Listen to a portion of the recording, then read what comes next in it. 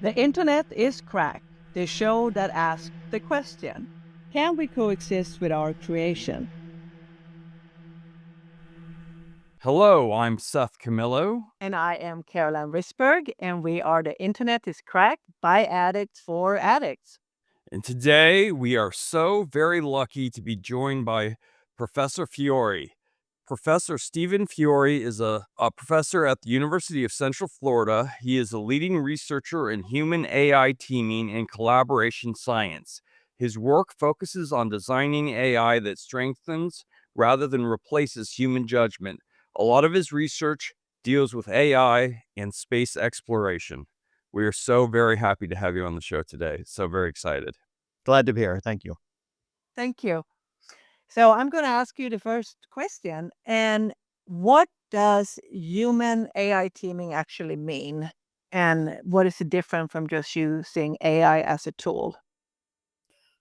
I think it's probably best to start with some conceptual scaffolding because whenever I have these kinds of conversations, I make a distinction between teamwork and task work. Okay. Oh. And this is an idea that actually goes back into training research when they were developing training programs actually for the military. And they were developing these new command and control systems that had computers in them for the first time when they were going from analog to digital. And they were told, well, we need to develop training for this new technology. But fortunately, they had smart organizational psychologists working for them. And they says, well, not only are you developing training for that technology, but you're developing training for teamwork. And there's the task that they had to do that they had to be trained on. There's the technology they had to learn that they had to be trained on. And then there's the collaboration or teamwork that they had to be trained on. So the task work training that involves the technology, but the teamwork training involves what most people think about when they consider collaboration. How do you engage in backup behavior? How to communicate with each other? So I know that's a lot, but this distinction between task work and teamwork permeates a lot of the discussions I have. And it's really relevant to what we're doing, those of us in cognitive and social science involved in human AI research, because we're focusing on teamwork. We're not focusing on task work. So people have been making AI to get better at tasks for decades. So I'm sure you're familiar with the chess program. So that was a task kind of environment that AI was first developed in order to operate in. So when we talk about what makes a good human AI teaming, I'd say, well, do you mean human AI teaming where the AI is engaged in task work, or do you mean human AI teaming where the AI is engaged in teamwork? And So, what would that look like? What would an Yeah. example of that be? Teamwork rather so than task work. when we Yeah. think about teamwork, there's first and foremost interdependence. That is, they have to rely on each other. There's some kind of feedback where I do something, the other person does something. So there's complementarity to what we're trying to accomplish. So we have a different set of skills that complement each other. So we have our diverse expertise that we utilize to get a particular job done. In the context of AI, it involves the communication, that is the sharing of knowledge associated with what they know or what the AI knows in this case, in such a way that it is delivered at the right time to the right person. It could also be something like backup behavior, where the AI knows what the human is supposed to be doing, recognizes that the human, for example, may have missed something, and then prompts them to say, "Hey, you forgot to do this," or "I think you need this information in order to accomplish what you're supposed to be doing." And what do you think the biggest misconception is about how humans and AI work together? Because I think I have a vision of AI and humanity's interaction that is different than what you're speaking about. Um, so there's lots of different forms of artificial intelligence, and one of the misconceptions uh, is that AI is always going to be accurate, and that can Mm-hmm. lead to a problem of over reliance. It can lead to safety problems. The AI could be providing output that the human is going to think is correct. So this kind of automated automation bias, where it just assumes that the artificial intelligence is correct, will have these kinds of cascading consequences downstream if, for example, they're over reliant and they're not calibrating their trust.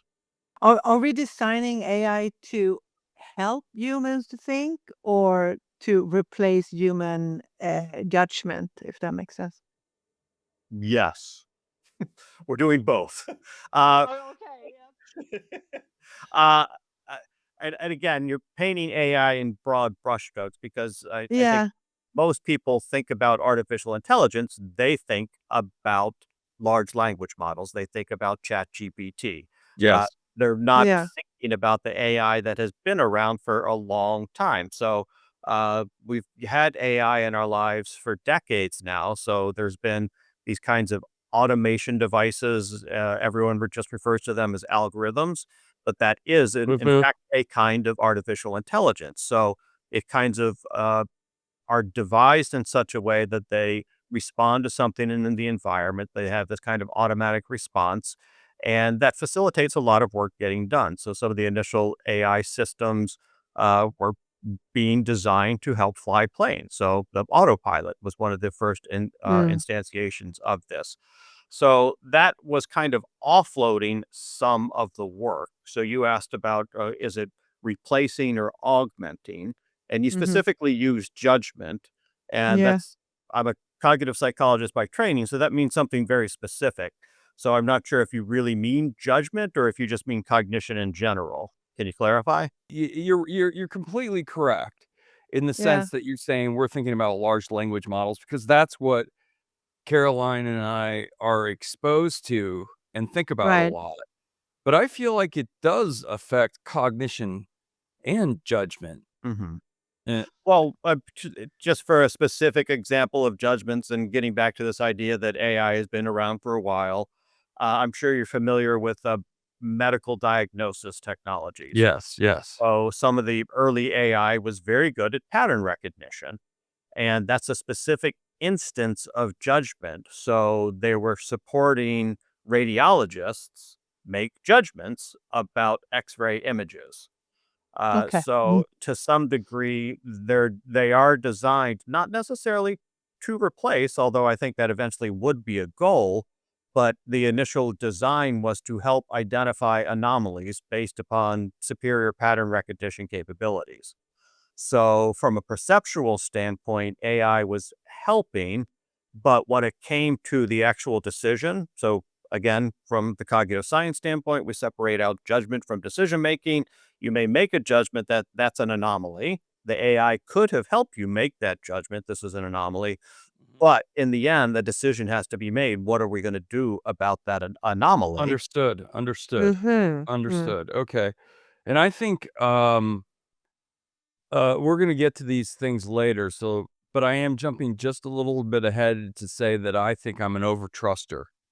You know, I'm talking to you, you've spent years and years of training Yeah. and have, you know, stayed up nights studying, thinking, and somehow I imbue this thing on my phone with ultimate truth. To be quite honest, even though I make this show, I still give it much more um respect than I think it deserves. For instance, I was trying to show off to my dad he teaches differential equations this semester, and I shot a differential equation and said, "Hey, look, it can do it." And he said it did it wrong. Okay. So I think there's some overtrust from my point of view. Yeah, without a doubt. And again, contextualizing with the large language models like ChatGPT or Claude or Grok, whichever one you're thinking about, a key distinction that matters here is whether or not there's a correct answer. Mm. Hmm. And Mm. um, in most of life, we engage in problem solving and decision making where there is not necessarily a correct answer or a single correct answer. And that's where it gets complicated. And that's where knowledge is going to have to come into play. So, just like you said, your dad was able to look at the differential equation and say, this is incorrect. There are lots Mhm. of situations where it would be a little bit more difficult to determine that Mm. is not necessarily correct. That's a fabulous answer. Yeah. That really Yeah. contextualizes things well. Yeah. And this is one of the concerns. I mean, you said you're an overtruster, Yes, I am. and I don't know to the degree that you've had people on talking about education and artificial Yes. intelligence, because that's a massive concern. And I don't know if they brought up the fact that we had very similar conversations in universities and a number of years ago when this thing called the internet was Yeah. invented. Yeah. So everyone was concerned that students are just going to rely on the internet to get their homework done. Mm-hmm. Right. So there was a lot of anxiety, a lot of hand wringing over that. People were concerned about, oh, they're just going to read Wikipedia. So the emphasis was on critical thinking. Can Mm-hmm. you judge whether or not that website is providing you with accurate information? Mm. And to a certain degree, this is a very similar situation in the sense that you are being provided with knowledge. These large language models have gobbled up the internet, and they are now Mm. putting back out their responses based upon what it has already digested. And it still is going to take a certain amount of critical thinking in order to determine whether or not it's accurate or it fits whatever is the boundaries for that question.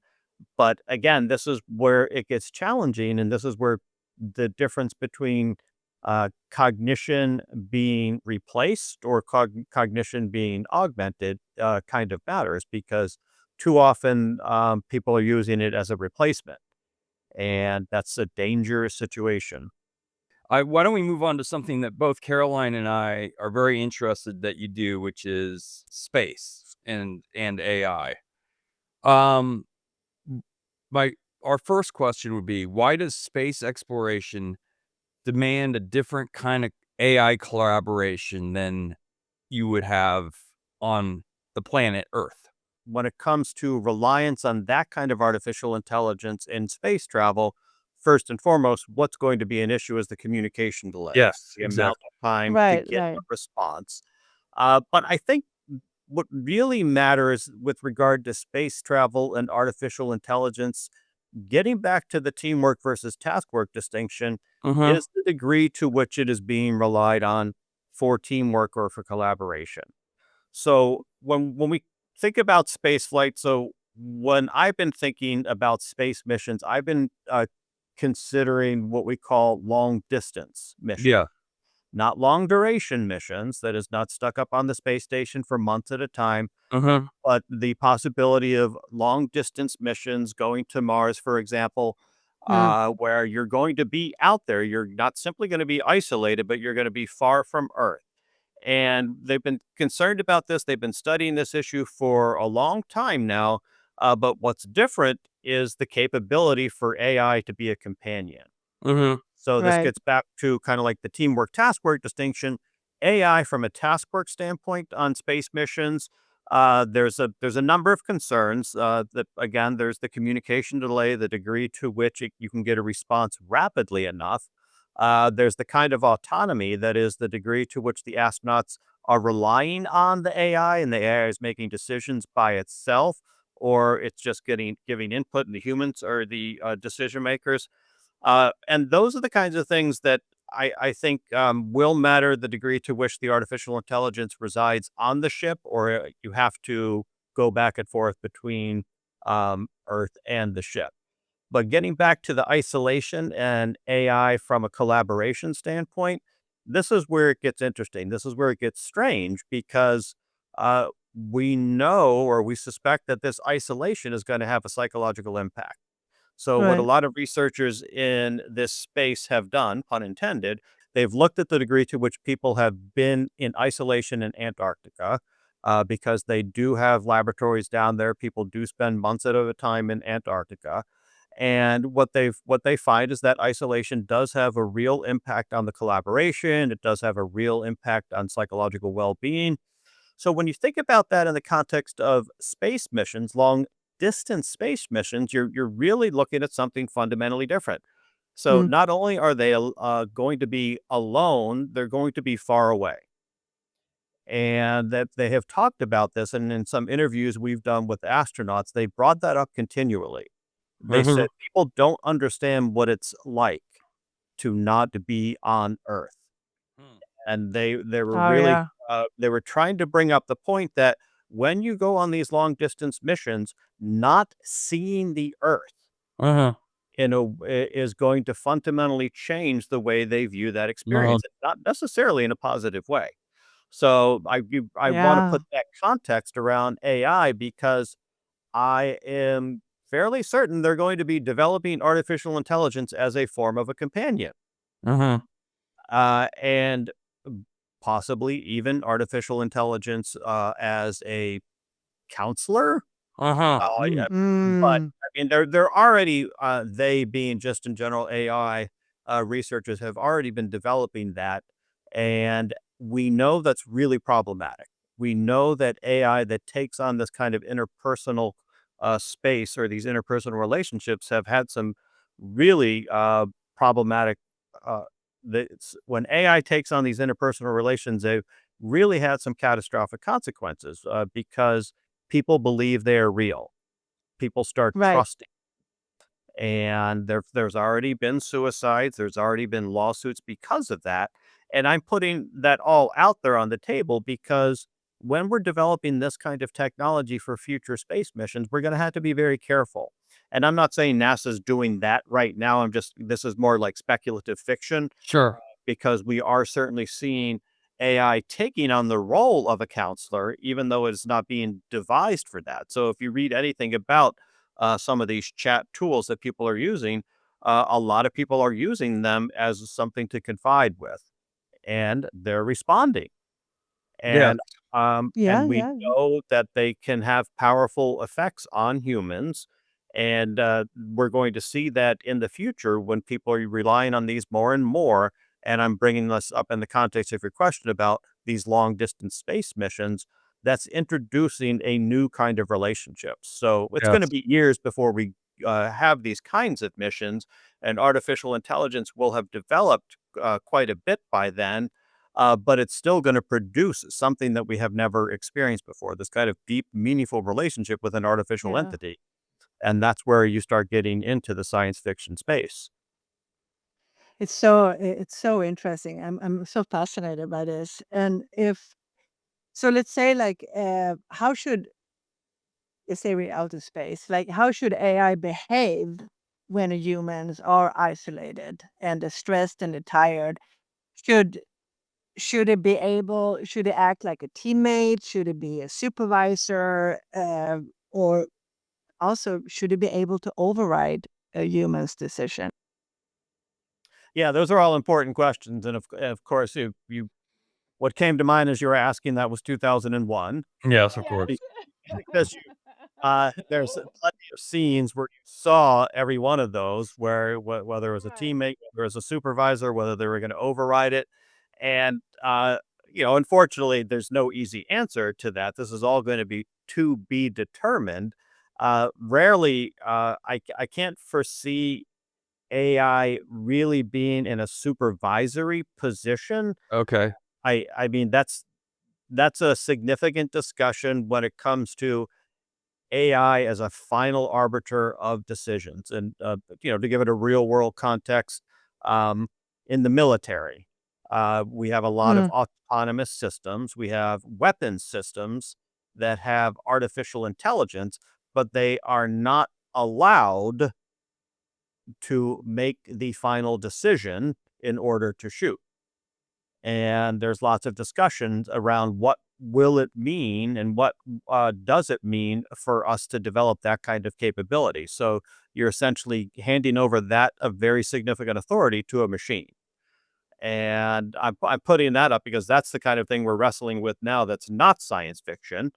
right. And there's been a lot written about this over the last decade or so in various disciplines to discuss what does it mean for autonomous weapons, what does it mean to give them the authority to actually make the final decision. The term it's not a very pleasant term. It's called the kill chain, and the Mm, we decision heard is that. what is going to happen. Are we ever going to allow AI to have that authority? Well, I think the fact of the matter is that I think I'm speaking for Caroline, but we are over trusters, but maybe undertrusters to the idea of a machine deciding what to kill and a machine telling an astronaut, you can't do this, you must do this. It seems like there is something unique about humans that they should be teammates and AI should not have a supervisory role, although maybe over the years our minds will change. Right. It gets back to what is AI doing? Is it supporting or replacing? And in a lot of these Mm, instances, what it is doing is supporting. So for the military, it's identifying targets. It's still up to the human to decide whether or not that is a legitimate target. Just no different than, from an analogous standpoint, helping a radiologist identify a particular anomaly in an X-ray. So right. from the standpoint of breaking it down to the kinds of tasks that AI is good at, it's good at these perceptual tasks. That is seeing things in the environment, identifying them, and what we do now is we hand it off to the human to make decisions about that. So in that way, you have cognition being supported by artificial intelligence, and that's specifically just in the task context. And that is in high consequence environments, Mhm. that's still going to be the way things are taking place for the time being. But in other jobs where they're just handing over decision making, handing over control, I think a lot of companies are turning over control inappropriately to some of these artificial intelligence. Okay. Well, that's an Yeah, interesting statement. So yeah. I think there's a bit of overtrust, um, and I think there's a lot of excitement about the capabilities because it just seems real. There's a term that I like that I think is appropriate here called verisimilitude, where it is the appearance of truth, or it feels true, but it's not Mm. true. And I don't know if you remember the Colbert Report. They had the phrase "truthiness." Truthiness, love Colbert, yes. Yeah. So verisimilitude, we talk about that in the context of narrative and storytelling. And what I mean by that is that a good story, even though it's a work of fiction, feels true. Yes. And in the context of chat and these large language models, anything they say feels true. Yeah. Yeah, You know, yeah, it yeah. has this verisimilitude associated with it, and I think there are people who are easily taken in by that, and they're gonna say, "Yeah, let it do the job. Go ahead." Well, I'm one of those people. Even things like, should we have dropped the bomb on Hiroshima? Those are unanswerable questions, but I feel like my ChatGPT would very strongly say one way or the other, or maybe that's not the perfect example, but lots of things that are questionable, it seems to quote unquote have an answer for me because that's what I want. I want an answer. I don't want somebody to say, well, that's a very complex question, and maybe you should research it and try to understand it yourself. That's not what I'm looking for. Well, have any of your guests talked about AI guardrails? Yes, we've talked about it, but we would like to Yeah, we talk wanna more. talk more. Yeah. Well, I because with that kind of question, this does bring into the conversation the need for guardrails, because it's going to have to bound how it responds, and what for that kind of question, AI is not going to give you a yes or no answer, and I don't think a human will give you a yes or no answer. What they'll do is contextualize it, Yes. and Yeah. that relates to some of the things that research shows AI does well. And just talking about basic human cognition and problem solving, we talk about search through a problem space. So, what AI does fairly well is help humans search a problem space. And what matters in the context of a question like that is it would do a nice job searching that problem space to identify all the factors associated with that kind of complicated decision. That said, well, these are the things that needed to be considered, and Mhm. Uh-huh. these are why people thought one way, why people thought another way. And I bring that up in the context of a search base because what that will help a decision maker do, that what it'll help any human do, is evaluate that on their own. So Mhm. they'll look at the one side and say, okay, well, if we didn't drop the bomb, that would mean we're likely going to have to invade, and we have to invade, then there's all these implications. So they're able to see what is put out in front of them by the search of that problem Mhm. space, and then come up with a decision or come up with a judgment on their own. And this is one of the key differences between what AI does well is searching these kinds of problem spaces, and I have to qualify that based upon its digesting of the entire internet. Yes. Yeah. And we're in a weird space now where so much of the internet is being created by artificial intelligence Mhm. Mhm. that there's concern about kind of like an AI collapse where it's feeding itself, it's learning off of itself as opposed Uh-huh. to learning off of humans. And I'm not a computer scientist, I don't play one on TV, so that's not my area of expertise, but it is certainly something that does concern me. Well, I always think about it Yeah. as the image of the snake eating its own tail, when Mhm. I think about AI, learning on AI, and what does that mean? Nothing good. Yeah, and if you remember when the AI art uh, came Mhm. about and everyone was using that, there were people having these discussions about by the second or third generation, the quality started to decrease. And it was what some colleagues had told me is that this was exactly an instance of the AI starting to learn from AI generated content. Mhm, uh-huh. So as opposed to digesting hundreds of years of artwork from humans, it Mhm. started to also digest artwork from AI, and the quality changed dramatically. And I'm fairly certain they've probably adjusted or fixed that by now because some of these AI image generators they're much better. But that's just an example of some of the things that are happening in this very fast paced environment, which makes me go back to say I think people are adopting these businesses are adopting these things way too rapidly without thinking about Yes. the consequences. Yeah. But how can you trust the AI? Well, getting back to setting aside AI learning from its self-generated content. Mhm. There's just the general issue of how can you trust humans Right. to make the correct kind of judgments based upon the information that the large language models provide them.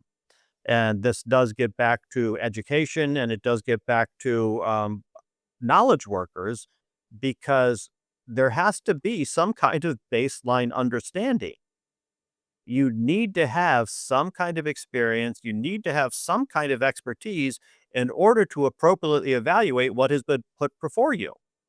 So if you ask them about, should the US have dropped the atom bomb, and if it starts putting out nonsense or things that seem true but have nothing to do with that context, unless you have studied World War II, you may not know any better that Um, what is being provided to you is inaccurate context.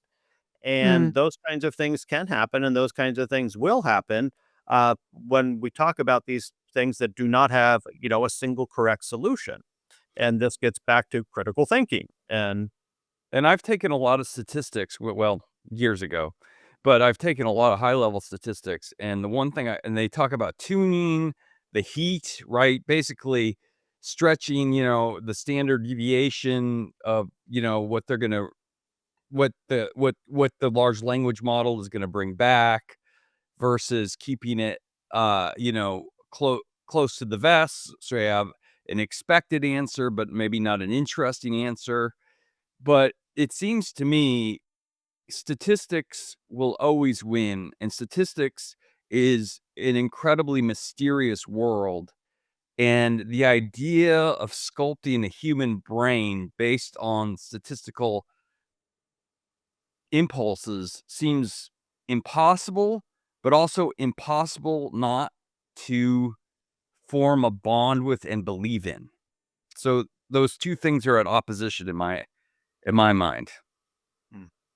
Well, but you're kind of conflating a couple of different issues.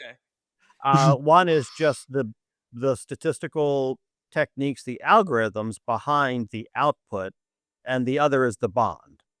Uh, and if you look at just the statistical output, the reality is we have been reliant on AI and we have been shaped by AI for about 2 decades now. Okay. So with the advent of the internet and the algorithms behind it, we have been shaped. Our behavior is continually being shaped by artificial intelligence. And uh, most people were not aware of it. They were not aware of how algorithms were monitoring us. And, once social media took off and once people started to have more of a public conversation about that, it increased the awareness. Yeah. I really don't know any statistics from the standpoint of what percentage of the population is unaware Yeah. of the degree to which they are being monitored Yeah. by all of the companies and the degree to which that monitoring is driving the kind of traffic that they see. You're right. And I'm putting this out there because this is a kind of relationship. We Mm. have a relationship with the internet Uh-huh. because of these algorithms that are shaping, from a consumer standpoint, Mhm. it's shaping what we're Yeah. being exposed to. And the marketers with their development of psychographic profiles over and above demographic profiles have done a phenomenally good job of figuring people out Mm. and being able to target for them advertising. Can you Yeah. expand on that a little bit? Because I that's interesting to me. So, um, I don't know how old you all are, but remember when Facebook started to get picked up by not just kids? Yes. Yeah. Um, and I put myself in that category. I joined Facebook in 2009 because I heard that that's what they were planning, the big high school reunion for my class. And they said, "Oh, everyone just join Facebook. That's where everyone's talking." I said, "Okay, sure. What is this I thing?" think that was 2009 too. So I got on there, and it was interesting. It was fun to connect with people, but I started to see all of these weird sharing occurrences where people were saying, what are the top 10 most interesting things about you? What was your favorite movie? What's your favorite food? What's your sign? And I was like, this is weird. And it was couched as just letting people know more about you. Mhm. Mhm. Mhm. And I Mhm. said, "Okay, I never played any of it, but, I always thought it was a little bit unusual." But what happened was it got formalized. Mhm. First, it was really just mimetic in that people were just, cutting and pasting these things, but then it got formalized to almost like these online personality tests, where it was like, "What character from Friends are you?" Uh-huh. Uh-huh. Uh, Oh, yeah, and that's true, yeah. again, I says, they're asking you really personal questions. So what was really happening was they were developing profiles about you. They Yeah. being whatever are the big advertising companies. And so they were collecting not simply your demographic information, but how old you were, what your Mhm. gender was, but what your preferences were Mhm. and what your personality was. And based upon that, they created these psychographic profiles, and those were then used to target advertising for you. And it was incredibly effective. Mm. And that was just one kind of relationship. But then and we can talk about whether that's good or bad or evil or not, but it did have a significant consequence in that it morphed into ideology, Yes. where we Yeah. started to be fed news Mhm. that fit Yeah. with whatever was our psychographic And profile. then the echo chamber Right, began. right. And I've heard people say that Amazon knows you better than you know yourself. Like, Yeah, I think I and possibly Facebook, Yeah. Yeah. and Amazon from your buying habits. I'm not sure it would know you as well as Facebook if you're an oversharer. But yeah, I do think that these companies, but the reality is the data brokers, the ones who are out there that are compiling all of these information and selling it, they're the ones that know us better than we know ourselves. Mhm. And a lot of these companies are just buying from these data brokers. So there's just Oh, we leave digital traces of ourselves all over the internet. Everywhere. everywhere. And Yeah. it's not all of the companies that are keeping track of that. So that has to be pieced together. So the Yeah. data brokers are the ones that are piecing it together and then selling it about, here's a database full of X, where, I'm interested in white males over 50 who are college professors. And so, they'll throw me into a database with a bunch of other people based upon some list of characteristics that are of interest to them. Yeah. And then they'll be able to target me for whatever it is they want to target me for. So that's the psychographic profiling that has gotten incredibly good just with before large language models or before any of this kind of generative AI about which we're now speaking. Yeah. And I think honestly, like most people, we don't know it. We don't realize it until now. It's like, oh my goodness, I see how now we hear about algorithm and how it changes our feeds and how it does. But I think most of us we are very stupidly innocent in actually knowing what had been going on, as you said, for many years, you know. Mhm. And I mean, we have been monitored like this, but before the internet. I Mm, mean, we used to fill out surveys all of the time. The Gallup polls and Mhm. we've always had that kind of monitoring going on. So to some degree, it's really just a difference in scale. But I also think it is a difference in complexity from the standpoint of it's gotten a lot better, it's gotten a lot more precise. But Seth, you used the term echo chamber, Yes. and have you all ever heard of the filter bubble? Yes, but please explain it to yeah, us. yeah, please Well, explain. because of these psychographic profiles, that the information we are provided on the internet is highly individualized. It's so Mhm. we live in our own bubble. So that's where that this modern expression, "You're in your own bubble," comes from. Mhm. So the bubbles in which we reside are the ones based upon the kind of psychographic profiling and demographic profiling that's been happening. So whenever we log on, we are Mm, only seeing a portion of what is available to us on the internet because of the filter bubbles that are built into it. And that has had a lot of troubling consequences around the world because we live in our own separate realities. You know, what's really amazing to me yeah. is that these data brokers can sell the data and somebody can put it back together. It's sort of like, you're right, we leave marks everywhere, but the ability to track those marks, it is like it's a hunter, reading. It feels like I dropped a vase and these people are able to recreate the vase instantly Mhm. and know me Mm, instantly. And I find it interesting. I've said this on other programs that we've done, but I am fascinated. I won't reveal my political leanings, but the other side to what I believe in, I'm fascinated. So I get tons of that information because that's what I spend time reading is the other side because I'm fascinated by that. Mhm. And I find I'll say to my friends, "Oh, did you read this? Did you read that?" And their feed is completely different than my feed, and it Right. creates something yeah. very interesting.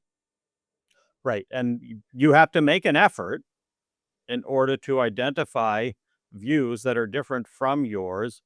And um, I'm not going to promote any products, but there are companies out there that are trying to do that for us, where Hmm. they will provide both sides of a story. And I always tell the story of that when Google News was invented, that was, to me, groundbreaking because, like you, I always want to hear different viewpoints on a story. So what Yeah. Google News does is there's something happens, there's a story in the world, and you could read all of the different news articles Mhm. about that story. Mhm. Mhm. So I'd say, well, what's the right saying about this? What's the left saying about Yeah. this? Well, what are they saying about this in different countries? Wall Street Journal, New York Times. Let's see what the Yeah. Exactly. Yeah. difference is. And but Google News made that easier for us, but still, we don't know the degree to which these filter bubbles are engaging in some kind of filtering of even what I think is unbiased information. Yes, yes. Right. Yeah. No, that's true.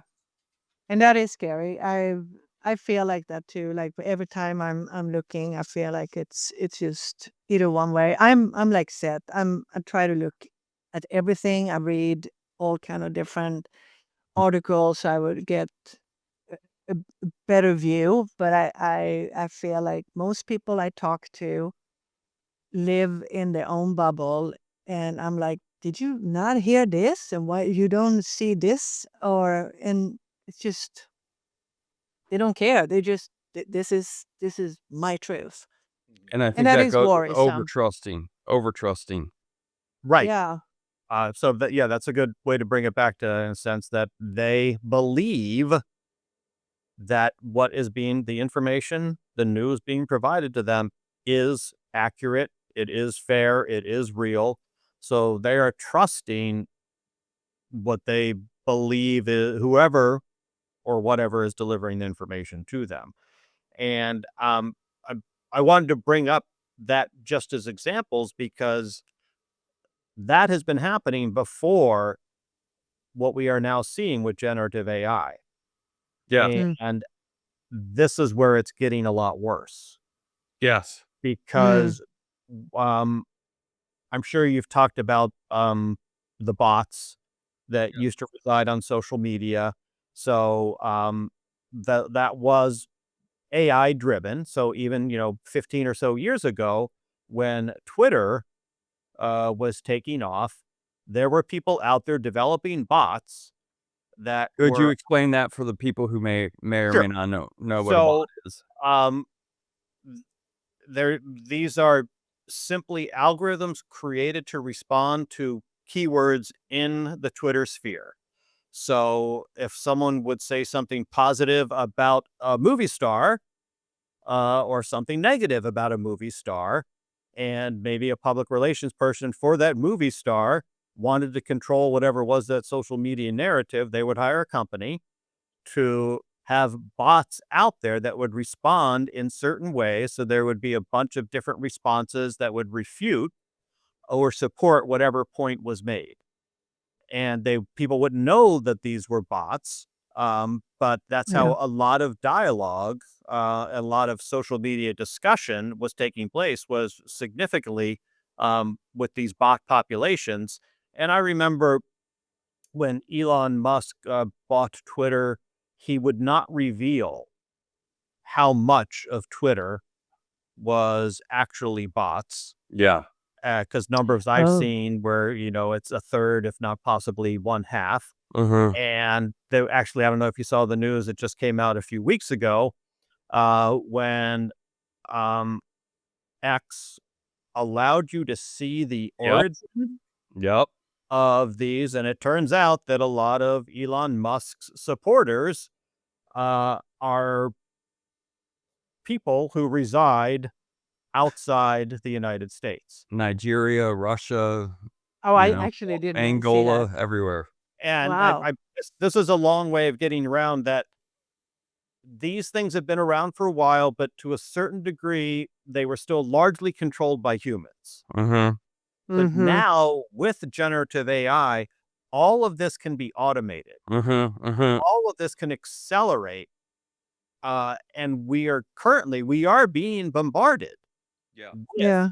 much more sophisticated AI influence than we ever have been before. And it's with marketing, with consumerism, with politics, it's what have you, and it's flooding the internet in ways that are deeply problematic for society. So Yeah. this is a bit obviously from human AI teamwork, but it is human AI interpersonal interaction, and it's not in a good way. What do you think about the risks? We're over trusting. I think okay. I don't know what you believe. I believe we are over trusting and we are integrating quickly these systems into every part of our world. What dangers lie there? And I'm not just saying large language models, like you said, uh, scans of people's bodies that are being read by AI, which evidently has a higher percentage of finding anomalies. The truth of that, I don't know, but at least it's pretty good at it. What do you think the danger of allowing this to sort of seep into every pore of our existence is? We're having this technology infused in all aspects of our life. And um, I'm using technology writ large, Uh-huh.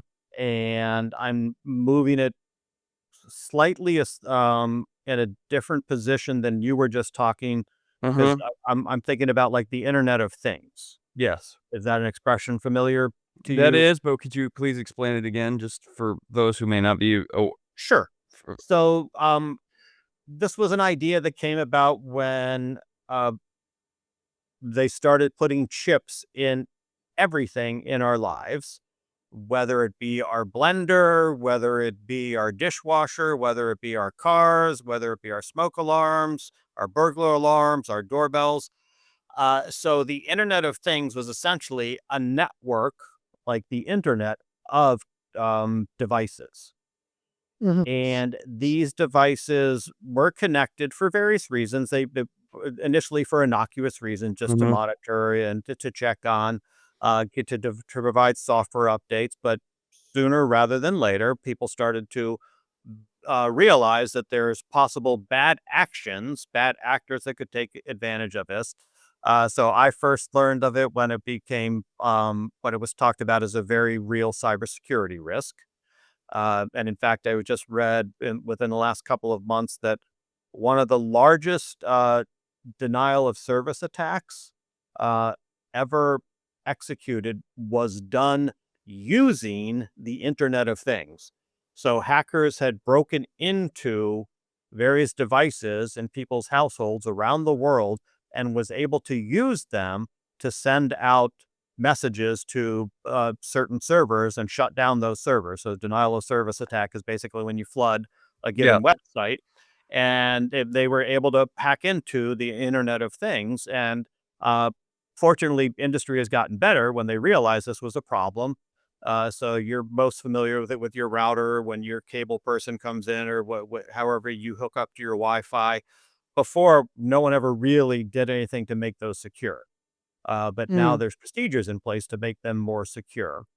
But getting back to your question, though, about how these things are infused in our lives, these things are everywhere in our lives, in our homes, in our workplace, and they are capable of monitoring us. And because they're capable of monitoring us, then they're capable of making predictions about us and our behavior. And if they're capable of making predictions about us and our behavior, they're capable of changing our behavior. We can't treat AI as this monolithic thing. And second, everything I just explained to you was not built for nefarious purposes. Mm. This technology that to a large degree, most of these companies, most of these people are designing these technologies in order to make things better. So the smart home, for example, this is an idea that's been around for a number of years now. And these smart appliances, they're there to do things better for us that our old appliances were not able to do. See, I wonder about that. Can I interrupt for one moment? I believe that's true up into some year, let's say 2018, 2019, but it's some point I feel as though things are being designed to gather information. Your TV can use its speaker as a microphone, and that's something that they want because they want that information. It's not just there to do something good for me and happens to do something bad. Well, it yeah, you have to qualify do something good versus do something bad because you have to understand what are the intentions Okay. of listening. So if we trust the companies, the intention of listening is to get better at natural language speech processing. So AI needs data. And what better way to collect data than just people talking in their house? Yeah. So Apple had said this with regard to, is your phone listening? Mhm. And apparently it was. And Apple would say, well, it was just listening so it could get better at speech recognition, but it was always anonymized. Mhm. It was always this, it was always that. Television monitoring was a similar argument. And this is where the issue of trust now comes in. It's a different kind of trust. It's not necessarily trust in the technology, it's trust in the people behind the Yeah. technology. Yeah.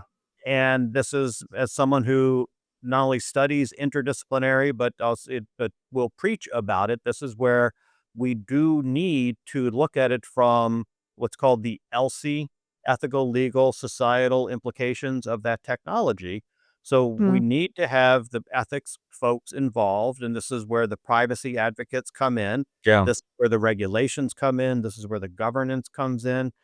And currently, the technology is far outpacing whatever governance, whatever regulations, whatever rule structure we have in place in the United States. In other countries, Europe, they've done a much better job putting up guardrails with regard to privacy and all the kinds of issues that we're talking about. But in the United States, the regulatory bodies have been essentially shuttered Mhm.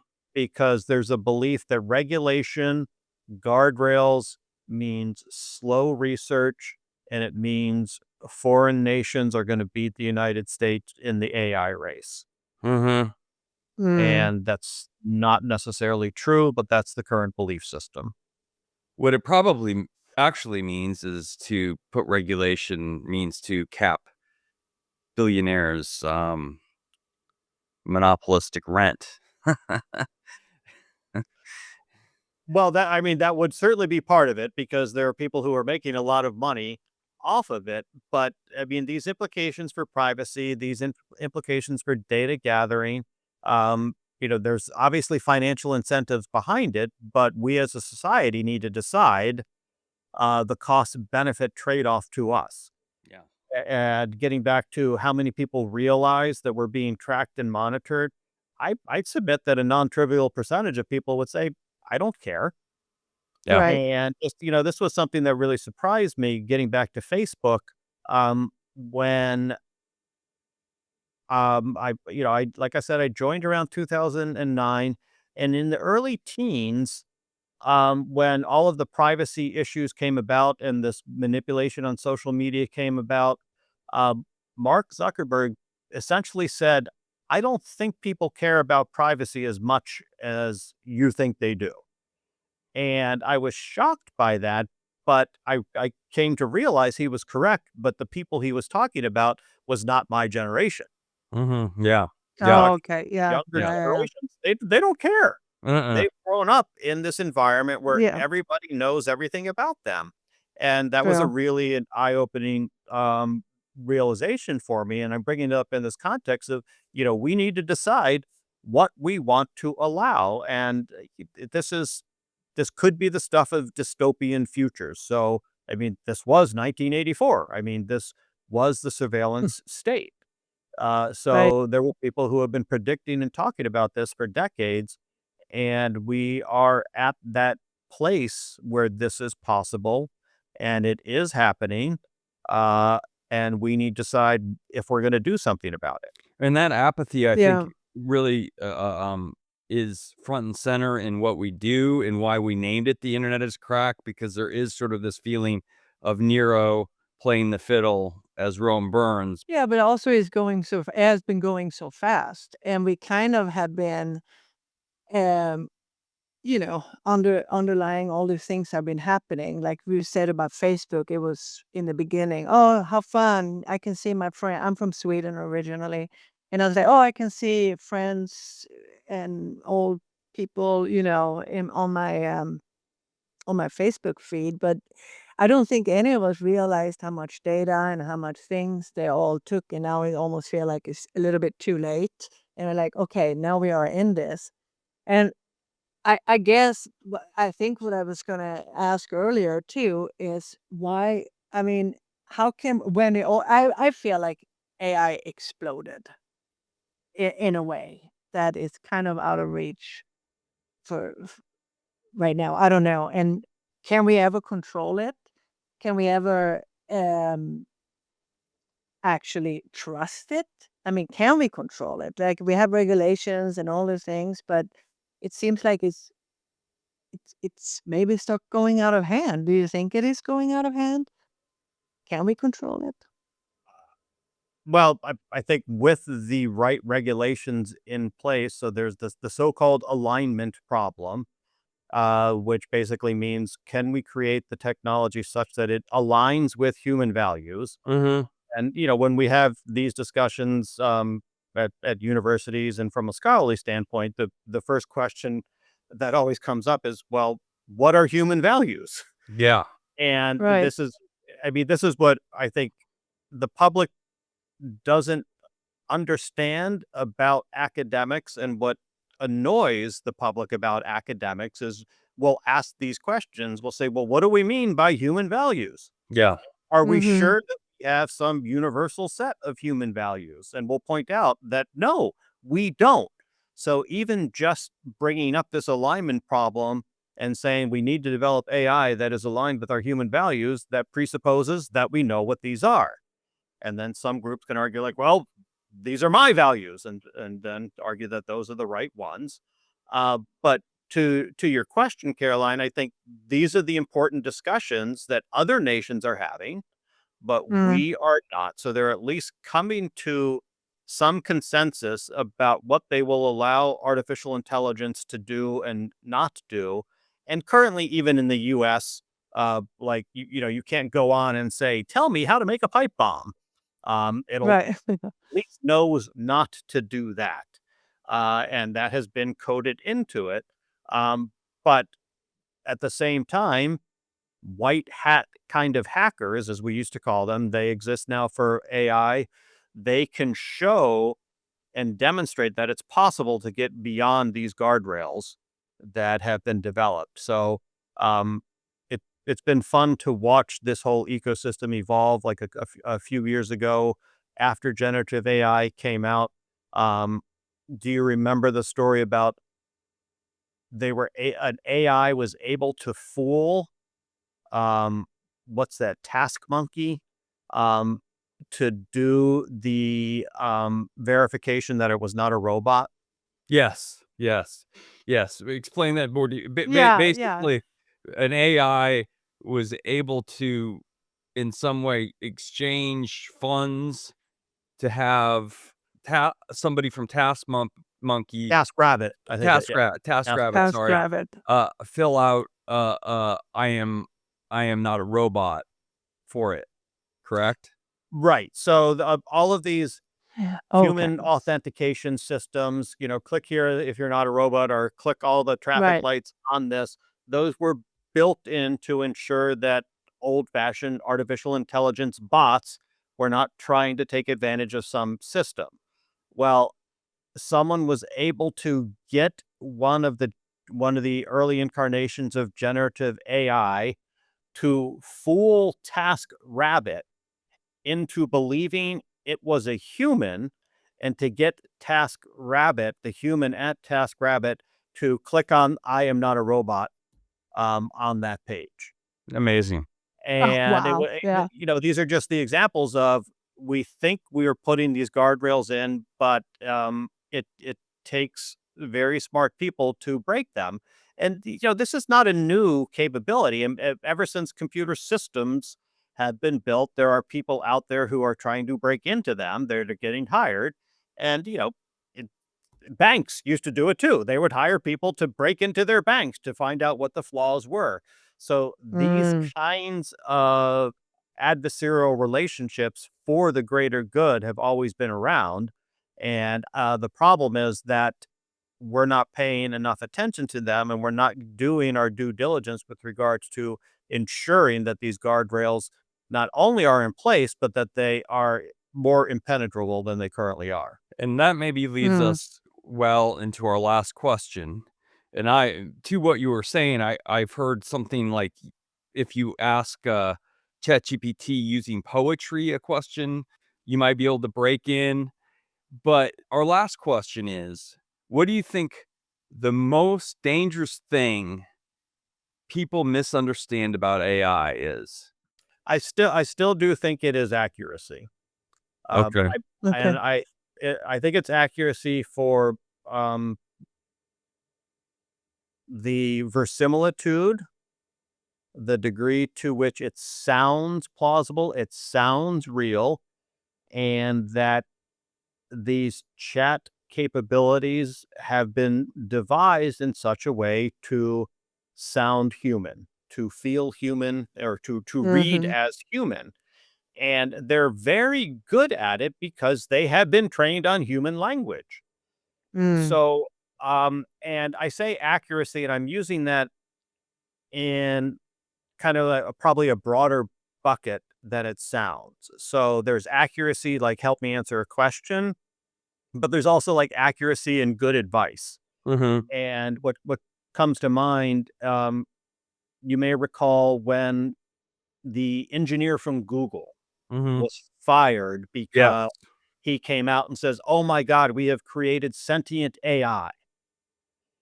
mm, And it was a perfect illustration of what I'm talking about with regard to verisimilitude, but also the fact that these things have been trained on all of the internet. So essentially, this engineer was just interacting with their AI and asking questions, these probing questions, trying to elicit the degree to which it had agency, or I'll just use sentience. mhm, Um, and ignore all of the complicated issues that are associated with that term.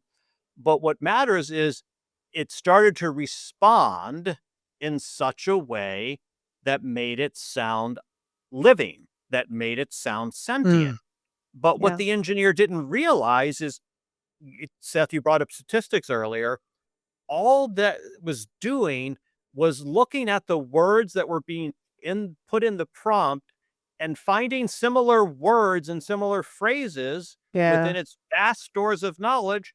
And where do you think those were? In all the science fiction that had Mhm. ever been written Yeah. about this kind of sentience.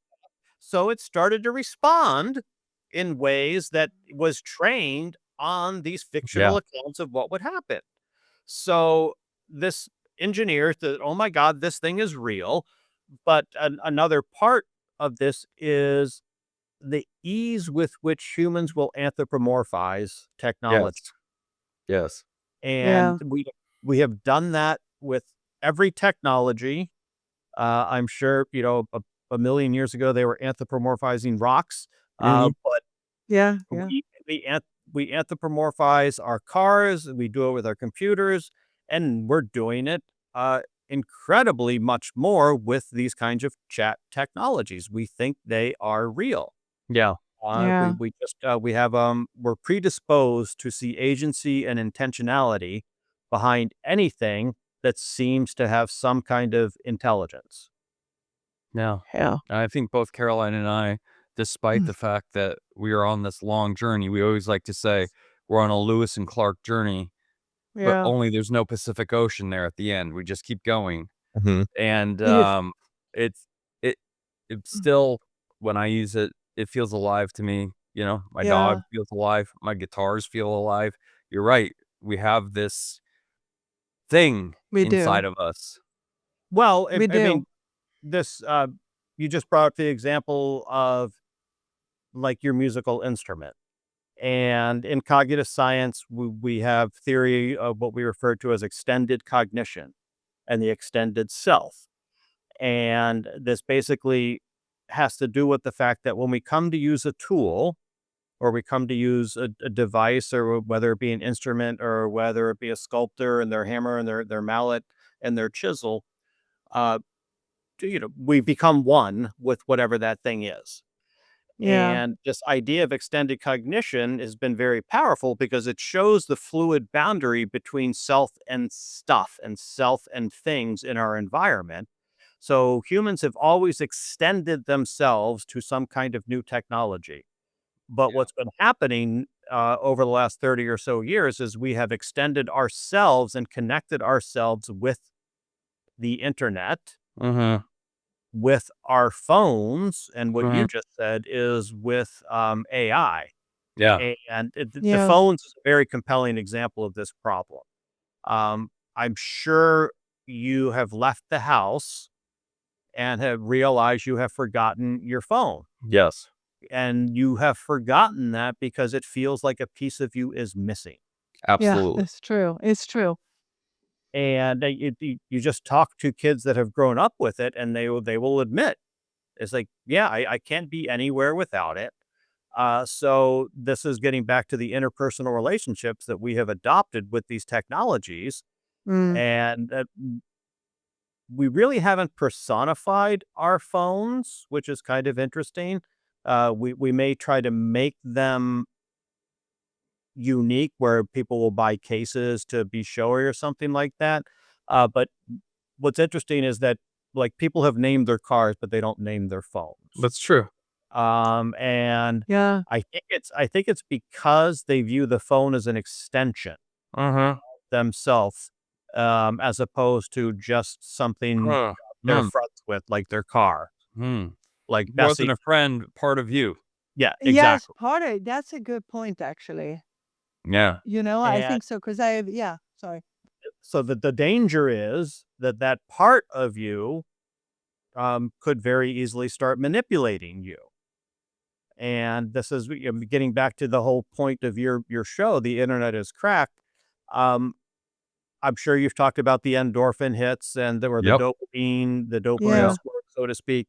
And what matters about that is that social media companies have already been very good at addicting us to this Mhm. mm, technology.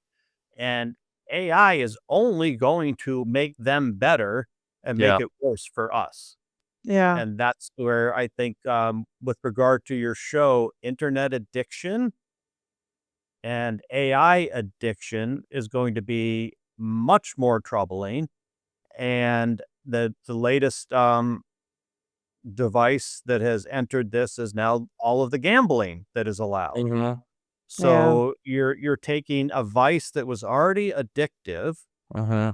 you're introducing it to a generation that grew up on games, Mhm. yeah, and they got the instant gratification from these games that were designed with variable reinforcement in mind to give you these little bits of excitement. Mhm. And they mhm, have gamified gambling, and we're going to have an entire generation or two that are going to be in a new kind of debtor class because of these gambling technologies. So this new one I just saw, Kalshi, you can bet on anything. It's not just sports.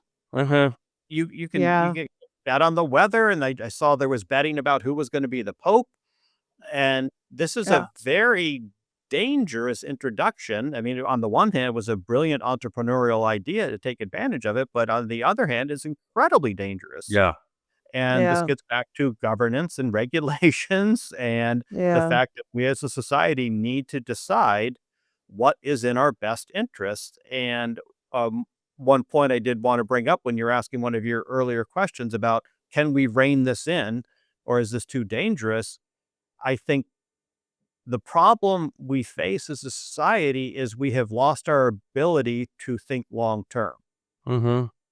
So we're stuck in Mm. short-term thinking Yeah. because Yeah. we get instant gratification from everything, Yeah. whether it's Yeah. binging on TV shows, finding news right Mhm. away, getting the movies that we want right away, connecting with people right away. We have instant gratification, so Mhm. we are used to short-term everything. Yes. And the kinds Yeah. of conversation and the questions you're asking require long-term thinking, Yeah. requiring getting out of the present moment and trying to contemplate what will it mean for us, for our children, for society, if we continue along the path that we are. And few people are doing that. Yeah. I think that's a wonderful way to put a pin in it. I think that's great. Yeah. It's Thank so you so true. much, Professor. Sure. We really I, appreciate Yeah. it. Thank you. Thank you. I enjoyed the conversation. Thank you for asking me. Thank you for watching or listening to The Internet is Crack. Tune in next week when we have another great conversation about robotics, AI, and the internet. You can watch us or listen to us on YouTube or Spotify or many other outlets. And don't forget to follow us on social media. See you next Monday.